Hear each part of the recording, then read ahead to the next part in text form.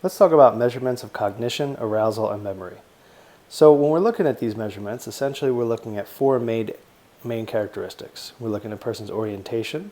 We're looking at their Glasgow Coma scale following the initial onset of the traumatic brain injury. We're looking at Ranchos Los Amigos level of cognitive functioning.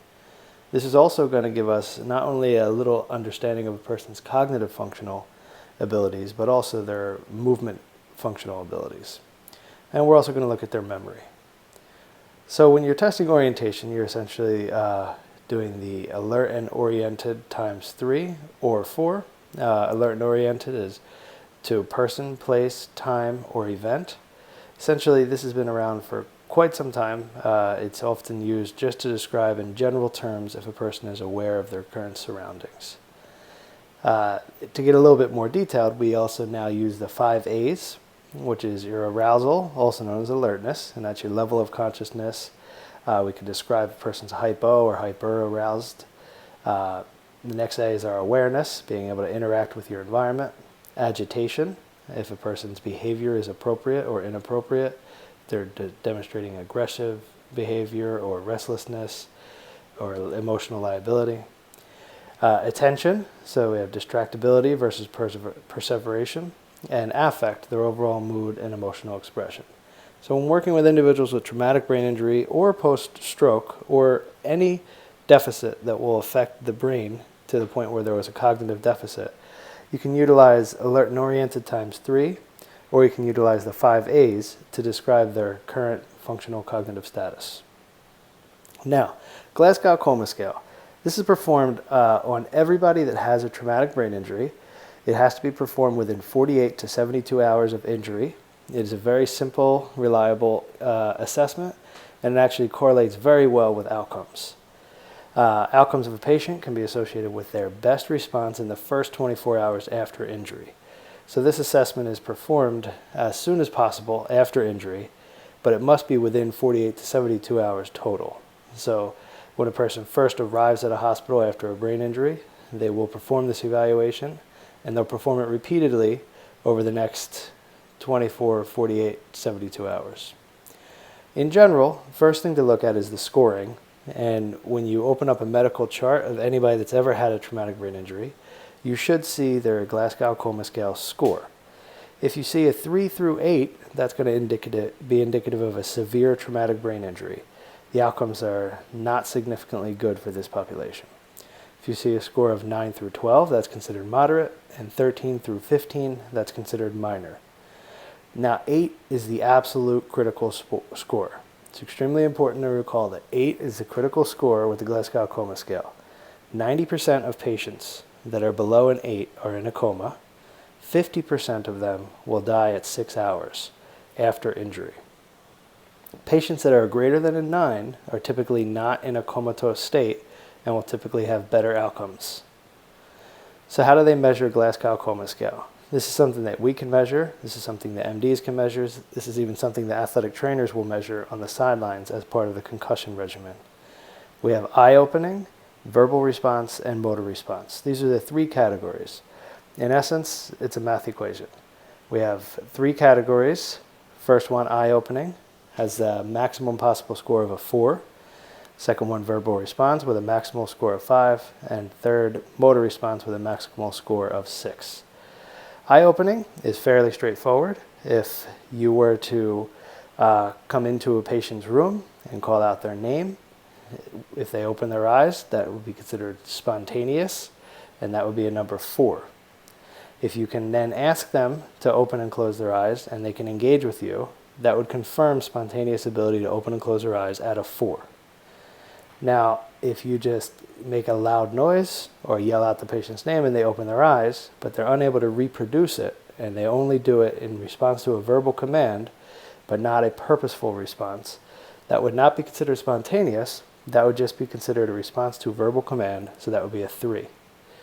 If they do not respond to verbal commands, but they do open their eyes to painful stimulation, that is a 2. And if painful stimulation does not do it, then they have no response, and the lowest score for this category is a 1. The verbal response, we have oriented and converses. That's going to be your 5. Disoriented and converses, that's a 4. Utilizing inappropriate words in a conversation would be a 3. Producing incomprehensible sounds would be a 2. And no response would be a 1. Now, motor response gets a little bit more complex because there's some terminology in here that we have to explain. But the most obvious is the perfect score of a 6, where an individual obeys verbal commands. They're able to move their finger when asked to move their finger, move their arm when they're asked to move their arm, look to their left, look to their right.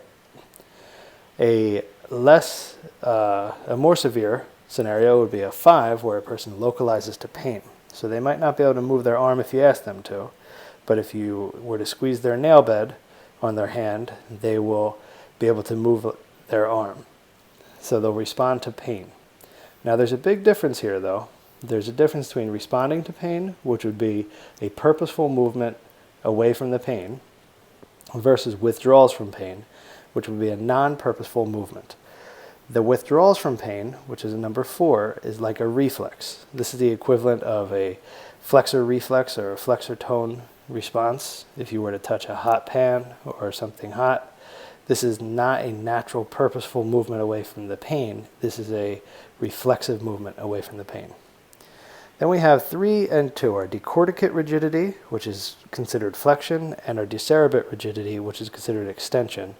And finally a 1 for no response. So this is all assessed with a patient, and then the sum of all the numbers, the sum of eyes, verbal, and motor will give you your overall number, and that will help to indicate the severity of the TBI. So let's go a little closer on decorticate versus decerebrate. Decorticate here, you can see in the top picture, is flexed. So you look at the elbows as being flexed. Now the corticate rigidity and decerebrate rigidity have very similar features. However, the major area that is not similar and is the complete opposite is your elbows. So you can sum up decorticate rigidity with elbow flexed and decerebrate rigidity with elbows extended.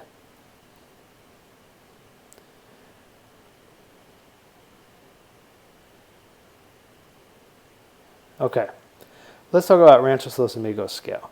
So Ranchos Los Amigos is a widely used outcome measure. It is used to define a person's cognitive status and cognitive function. And because it's so widely used and so standardized, we can actually also use it to predict a person's functional behaviors. So the scale, the new scale, the old scale was out of 8. The new scale is now out of 10. And we'll go by the scale of 10, naturally. It is broken down into the 10 different regions. However, these 10 levels can be broken down into groups or groupings. So levels 1 through 3 can be considered total assist. A person who's a level 1, 2, or 3 will require a total assist with cognitive and functional activities. A person who is a 4 or a 5 can be considered max assist. A person who is a 6, mod assist, 7, min assist, 8, standby assist, along with 9 at standby assist, and ultimately 10 with modified independence. So we can still categorize a little bit further. Okay, so 1 through 3, we're looking at an individual that has no response or little response, and responses are our primary issue. Levels 4 through 6, we're working with an individual who is confused. They could be agitated, inappropriate, or appropriate, but they're confused.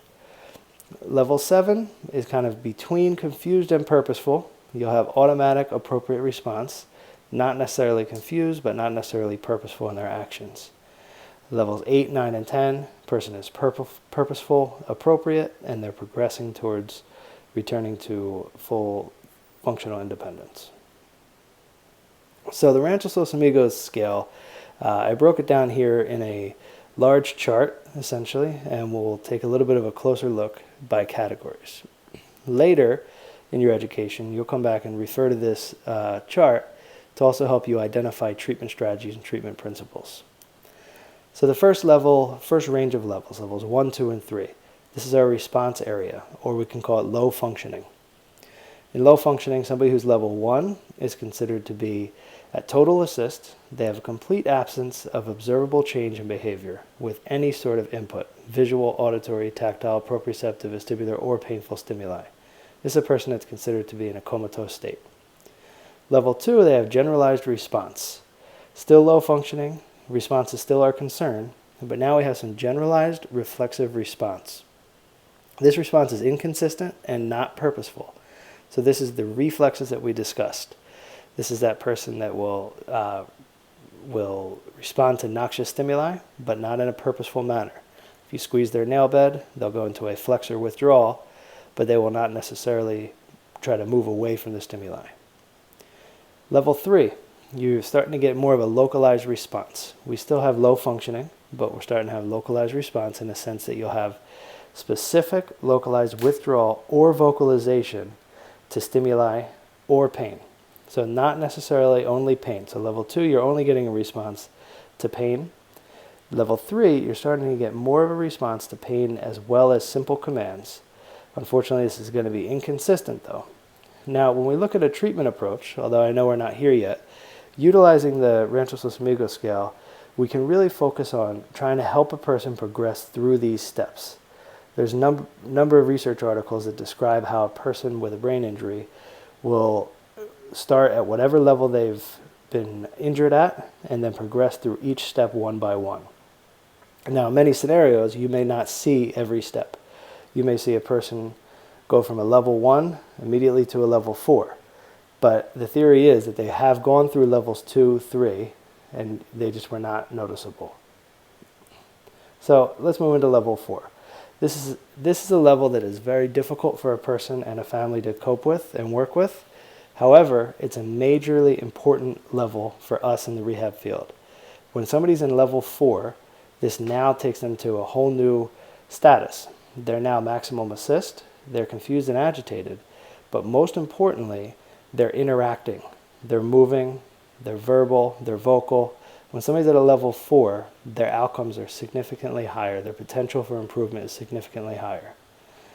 That said, as opposed to being in a hypo-functional state, in many cases they're in a hyper-functional state. They're overly alert. They're in a heightened state of activity. They'll exhibit significant agitation, aggressive behavior, mood swings, very, very brief attention span, very limited, if any, short-term memory. Confabulation is very common here, where a person will think something has happened when it hasn't really happened. They may even have visualizations or hallucinations. Person's discussions or communication will be confused, incoherent, inappropriate verbalizations. You're not able to have a discussion with an individual at a level 4. Level 5 is again a major milestone because we're now moving into a more purposeful environment. Originally, level 4, we were confused and agitated. Now the person will be confused and inappropriate, but not agitated. And this opens up the opportunity for them to start to respond to simple commands. They, again, will be alert, but not oriented, so they will be able to respond. However, every time you see them or every time you come into their room, you may have to reintroduce yourself. You may have to re-engage them. You may have to reestablish their trust. They will have generalized attention to their environment, but they will be extremely distractible. They will have very limited recent memory, so there is possibility that they may remember from minute to minute or second to second, but there's also a possibility that they will not remember, and they may go in and out of memory or in and out of ability to recall recent memory. They have absolutely no goal-directed, problem-solving, or self-monitoring behavior. So this is a person that might be able to start responding to simple commands. They might be able to reach for a cup if they want to drink water. They might be able to reach for the TV remote if the TV is too loud in the hospital room. But they won't be able to purposefully, consistently do it. It'll be more of an automatic response, recalling responses that they had prior to their brain injury.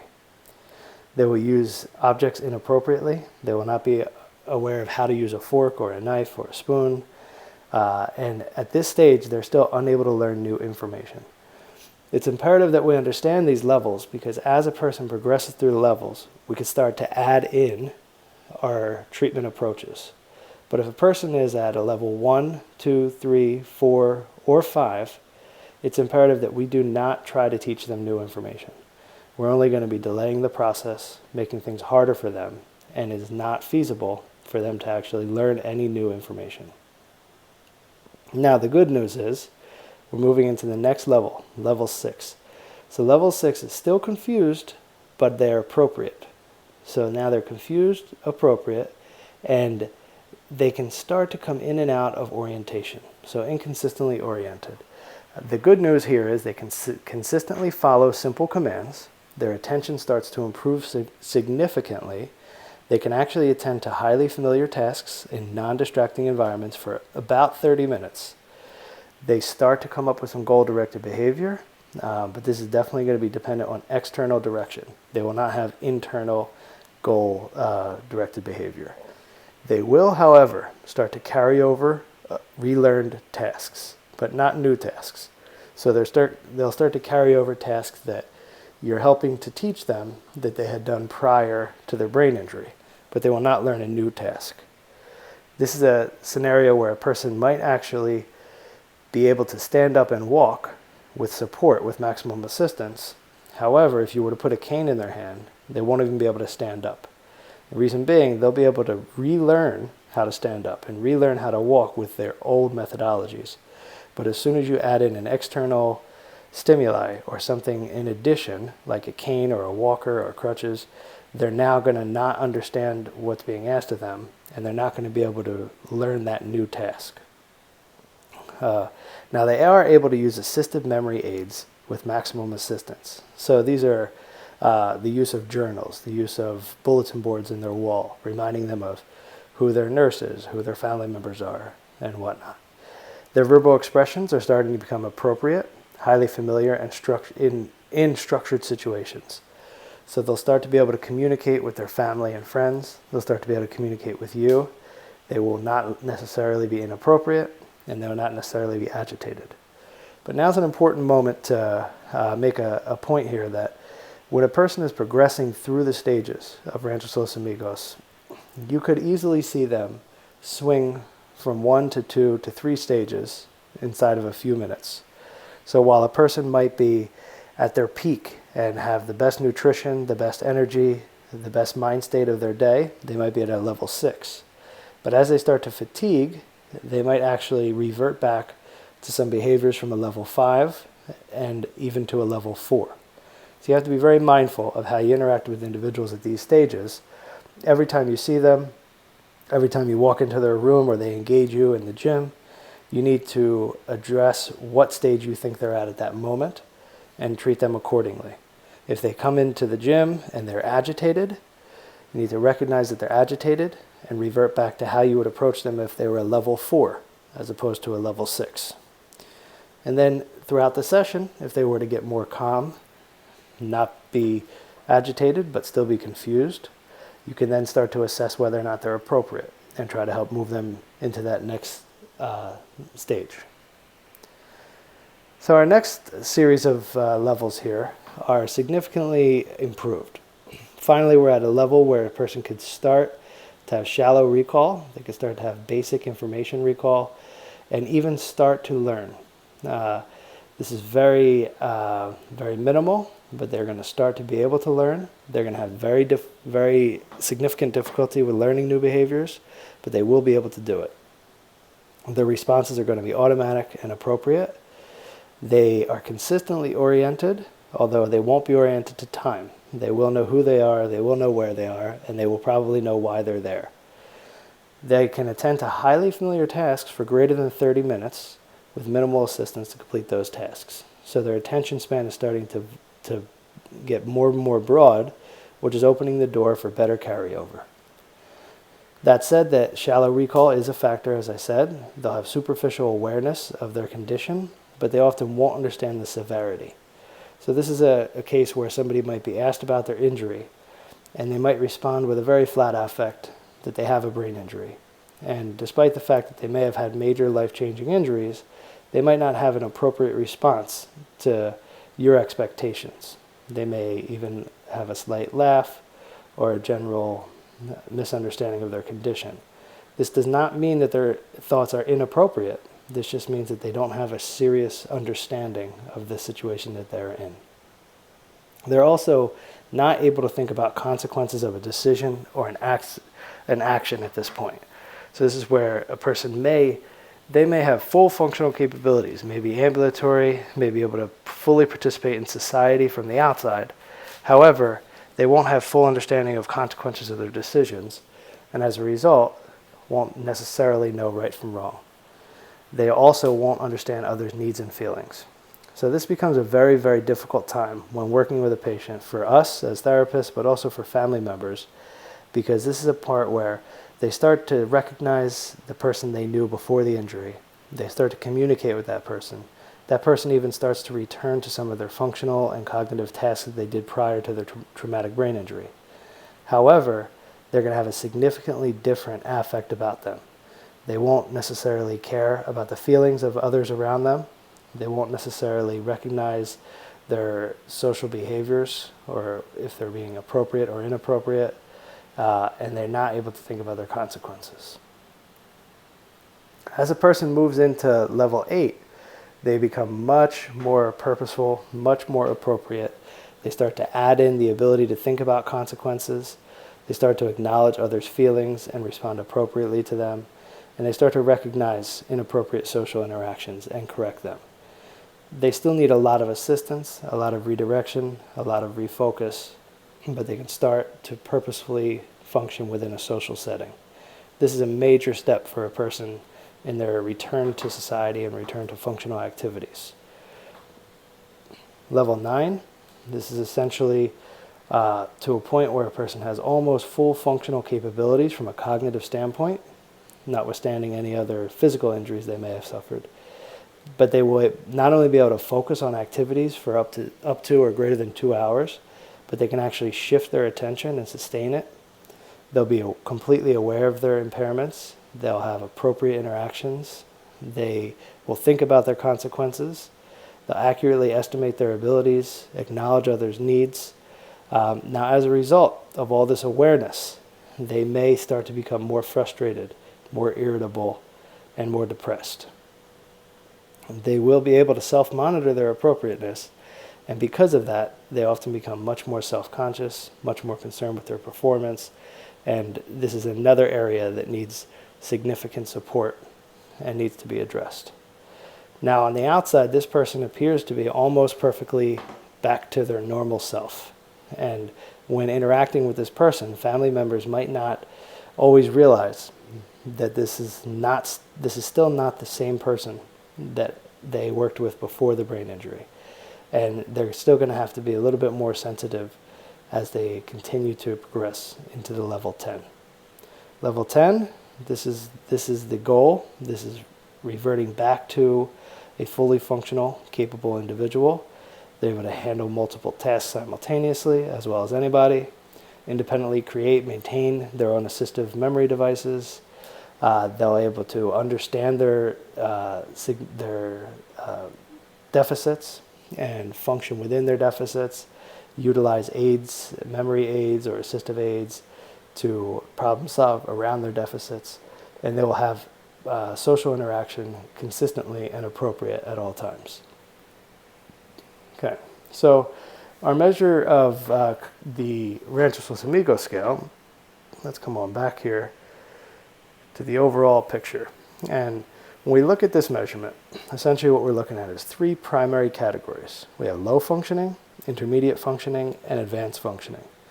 We can also look at them as responsiveness, levels 1, 2, and 3. Low functioning, we're focused on a patient's response levels. The next stage, the intermediate functioning, we're focused on a patient's inability to, or their confusion, I should say, their ability to be appropriate. So they will be confused throughout stages 4, 5, and 6. But the question now is, are they agitated, inappropriate, or appropriate? Then we progress into the third and final 4 stages, which will give us level 7, 8, 9, and 10, advanced functioning. And now we're looking at working towards getting them as appropriate and ultimately purposeful as possible. So that's our Ranchos Los Amigos level cognitive functioning scale. We have to remember this is a cognitive functioning scale. However, Because of the impacts of cognition on functional movement, we can make a significant amount of correlations to the person's movement abilities, again, withstanding their other injuries. But in addition, our treatment approach to any individual with a brain injury absolutely must take into account the level of cognitive functioning that they're currently at.